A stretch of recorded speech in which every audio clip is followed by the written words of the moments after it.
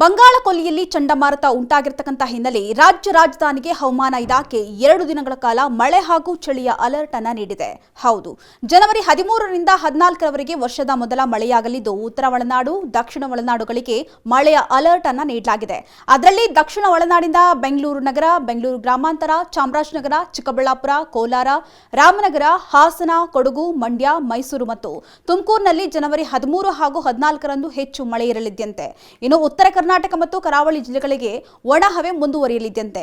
ಇನ್ನು ಈ ತಿಂಗಳು ಮಳೆಯ ಜೊತೆಗೆ ಚಳಿಯೂ ಹೆಚ್ಚಾಗಿರಲಿದ್ದು ಮೈಸೂರು, ಶಿವಮೊಗ್ಗ, ಕೊಡಗು, ಚಿಕ್ಕಮಗಳೂರು, ಬೆಂಗಳೂರು ನಗರ, ಬೆಂಗಳೂರು ಗ್ರಾಮಾಂತರ, ಬಳ್ಳಾರಿ, ವಿಜಯಪುರ, ಬೀದರ್, ಕಲಬುರಗಿ, ಬಾಗಲಕೋಟೆ, ಧಾರವಾಡ, ಬೆಳಗಾವಿಯಲ್ಲಿ ಮುಂದಿನ 3 ದಿನ ಮಂಜು ದಟ್ಟವಾಗಿ ಇರಲಿದ್ದಂತೆ.